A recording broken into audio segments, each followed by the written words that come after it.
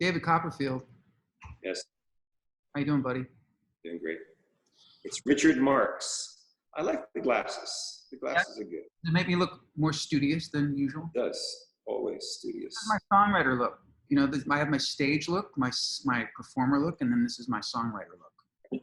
As Clark Kent, Yes. I'm a lyricist. How are you? I'm good. Everybody, I'm good. As family? best it can be in this situation. Yeah. There's an upside and a downside, obviously. We can't work. Right. So Shows let's start with that. Let's start with that because one of the things, and we've been in touch, but there's a lot of stuff that I haven't asked you about, mainly because I was hoping that we would actually do it publicly. I happen to know, I thought that you did, because we've been friends a very long time, and I remember years and years ago when you were still touring around the world and you were not based in Las Vegas. You would play in Vegas, but you play everywhere around the world. And even then, you were doing around 500 shows a year, which blew my mind. And now you're averaging 640 shows a year, correct? Yeah, crazy, right? Because I don't have to sing. It's true, but still, yeah. But we've talked about this, and What would happen? How many shows could you do as a vocalist?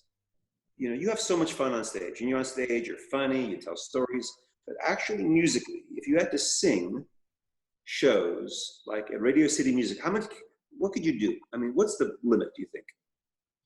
Good question. Now, more than when I was younger, my voice was a little more fragile when I was younger. I'm still doing now. I sing about between 18 and 20 songs per show, plus I talk.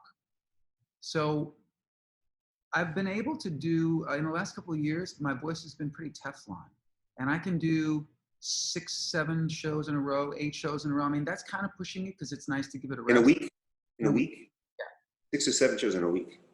I think it's amazing that, you know, what you have to do with that. I'm doing 15 shows a week, but I'm not, you know, using any of those, you know, internal things. I'm kind of dancing. It's like a big dance to me.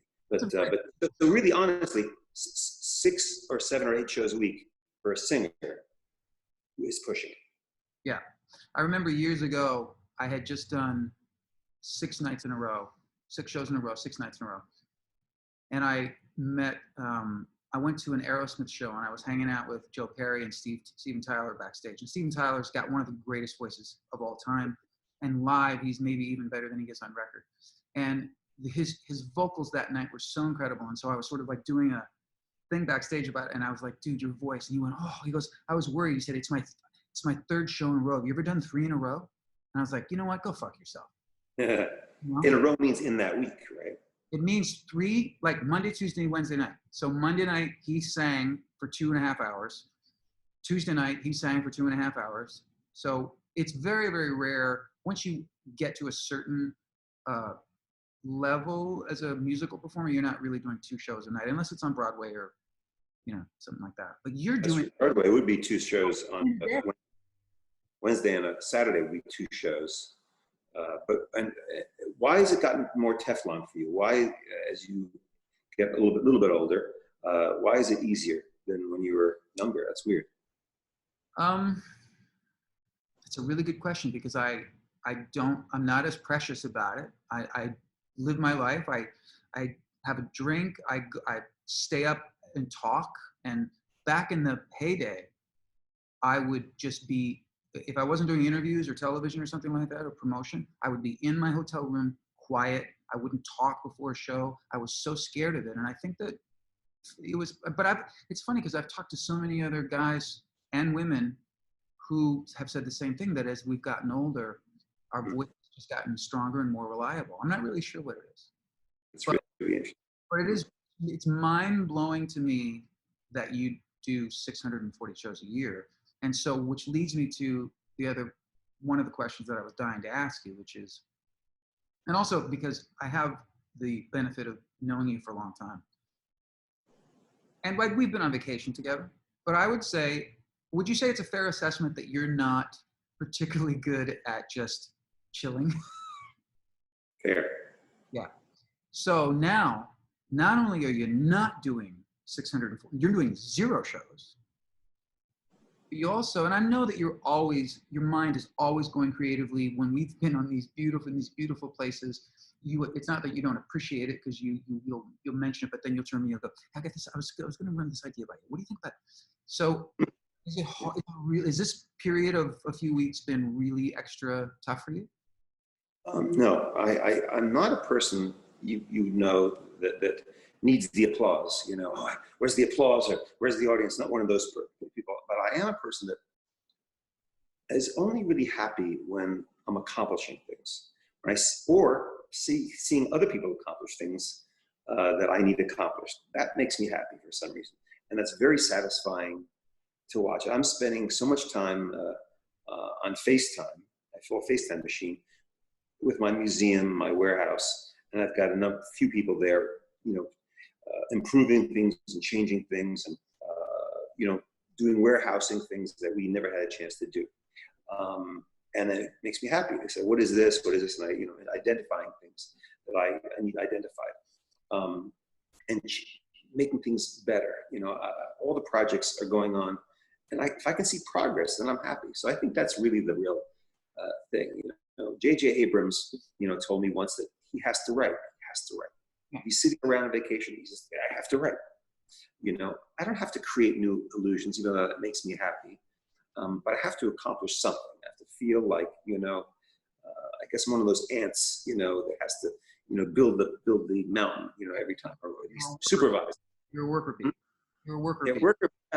Just seeing things being made better. I feel more purposeful for some reason. And if it gets into a creation of an idea, it would be like you writing a song. Your new album, by the way, is wonderful. You know, the other night we were listening to it with my family, and I called you immediately. Say again? You got the text before we started this. Yeah, exactly. But the thing is, like, it's really nice to have a piece of work like your new album that you created, that people can enjoy and experience, and feel the mood of it, you know, and feel all the thoughts that, you know, some of the thoughts that you felt when you were creating that piece of work. Yeah. For me, it's the same thing. You know, I'm creating a piece of magic. As you know, it's not about the trick or fooling people and making them go be amazed. It's about kind of an underlying message or mood or emotional response that's important to me. That's what drives me. And of course, the amazing part's good, but the overall feeling of where it puts you is, I guess, my jealousy for people like you who can create that kind of mood with your art specifically. You know, in music, you're creating that because it's music, and music is part of, you know, our background of our life. And to combine what I do with everything that a musician does is a very important thing, and very fulfilling, you know. So that combination is important, and that's what drives me more than creating a new piece of magic, which is also fun. It's creating an overall thing. And being inspired to do that is like writing a play, or J.J. Abrams needs to write a script. You know, he wants to take something forward. In magic, it was always, you had to have the illusion, but it was also the feeling involved.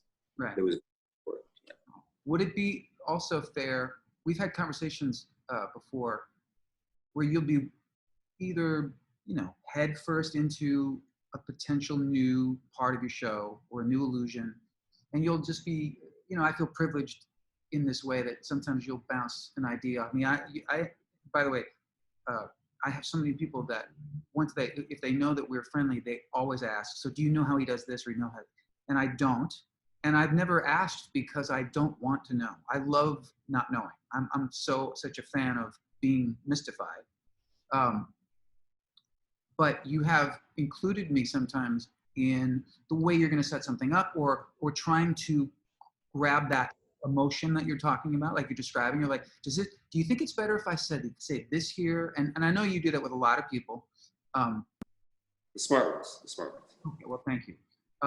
What I also sense, and we've never really talked about it, but it's always been a given to me, that because of the schedule that you are on year after year after year, 640 shows, it would seem to me that you don't have a whole lot of time to sit and refine, or sit and invent, and sit and create. And I wonder if all of a sudden now it's like screeching halt no more shows for a while, for the foreseeable future, actually. Mhm. Has that made you go, okay, well, let me get my team together on FaceTime, and that illusion that we've been talking about for three years, we're gonna get on that right now. Is that happening or no? A little bit. I'm really enjoying dinners with my family because I take 10 weeks off a year, 10 separate weeks off a year. You join me on some of those vacations that I've taken, and I get to have dinner with my family for those 10 weeks. Yeah. But the other 42 weeks a year, during dinner time, I'm on my way to the theater. I'm in a car making phone calls, and I'm on stage during those special times. Right. And I work when people are, celebrating Christmas. I'm working when people are, all those amazing times. We have to kind of mistime that to have family time to celebrate those things, but not on that moment and on that day. So it's awesome. I mean, I'm sitting in my house. This never happens. Yeah. Having my kids there, listening to your songs, honestly, eating, taking the dishes after eating and putting them in the sink and rinsing them off. Yeah. Actually doing that instead of room service, and catering. It happens in my life, but it's on the 10 weeks of vacation. It doesn't happen in my house.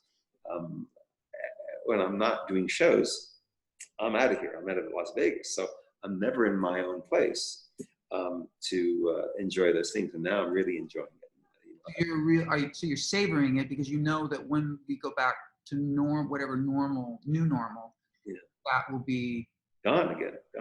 Yeah. Are you kind of dreading that? I'm okay with it. Yeah, I like to work. I like to do shows. I make time for my family during the other times that I'm not on stage. My schedule, 640 shows a year, means 15 shows a week. It means that I leave my house at 5 o'clock every day. That means I have the whole day to be creative, whole day to do stuff like that. And from 5 o'clock to midnight, I'm doing shows, 2 shows or 3 shows on Saturday. But so there's a normalcy. There's time to do things. It's not wall to wall. Waving my hands around and telling jokes.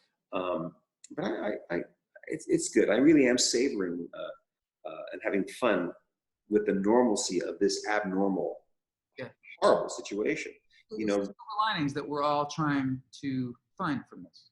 Yeah, you think as you sit here and in your beautiful house and my nice house here, you think about all the medical professionals who I really have worked with a lot. I have a program of therapy in hospitals using magic as therapy. So myself with occupational therapists and physical therapists and people in hospitals, I know what they go through. Well, now the game's changed, they're really, the masks are on and they're putting themselves on the line. So,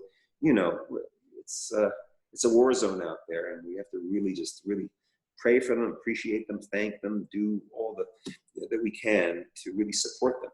I saw an amazing video which I love. It makes I get very I cry like that. So some of the medical professionals come out of the hospital and people are lined up applauding and give standing ovations, and oh my God, and they deserve it. It's really, really, really great. And we do what we can do. Well, you mentioned that the first video I saw was a young lady, I think in New York, maybe in Brooklyn. She was coming out of her apartment building to do her next shift, and the neighborhood stood outside and waited for her and applauded. And it reminded me of something that I've said to people in describing when somebody says to me, for example, it's got to be hard, touring and always traveling and being away. I was like, you don't understand. So what I do, number one. Number two, the thing that I happen to do for a living gets applauded every night. I go to work and people applaud me. Other than an athlete or a performer like you, that's it, right? So seeing these videos now of those people who are the true heroes right now, and I would do the same thing. I feel like the same thing should be done for grocery store employees, especially right now, who are punching in and punching out. I wish that people would just stand outside. If we weren't worried about the social distancing, they're getting rounds of applause now for the first time. What I hope is when this is over, and it will be over, hopefully sooner than later, somebody's got to come up with, that combination of chemicals that will, get rid of this and vaccinate us. There's a lot of smart people working on this right now. That's the good news. When it happens, I think we should remember to keep applauding those people when it's over. Totally. It's a wake-up call how, my mother wanted me to be a doctor, what I'm saying? And teachers that are, homeschooling, and just all the people that really make a difference in people's lives. So important to really remember them and to thank them and to really look in their eyes and go, you're really, really important. Yeah, because it's very easy to, I think that, the sense of gratitude that we as a country, in this case, this is a world pandemic, but the sense of gratitude and respect we had for first responders in 9/11, I think that lasted for quite a long time. And then I think over time it slowly started to dissipate because you just go back to normal. And I think you're right. Like, I wonder how fast, once this thing isn't the level of anxiety that we're feeling right now and the level of worry, and when there is a cure and it's not the drama that it is right now, I hope that you're right and that we don't forget what those people did, what they're doing. That's the thing. I agree with you. Yeah. But anyway, it's obviously all your guests. I've been watching these things, and every single one of your friends that have done this all say that, similar things, how lucky we feel and how, we're so fortunate. And, but, we all do our part to whatever we can to give back, I do it very quietly, but it's important to do that. And, it's interesting. You even socially distanced. Yeah. Be safe. I did get I got the sweetest little note from your girl the other night when you guys were listening to the record over dinner. It made my night. It was very sweet. Nice. Well, it's honest, and it's I love the first song on the thing. Love the whole. With Lucas. Yeah. Oh yeah. Wow. It's awesome. So talented kids. You're a lucky man. I am, and so are you, my friend. All right. Be good, and we'll be in touch. And thanks for sharing your story with us. And I'll talk to you soon. Bye, Davey.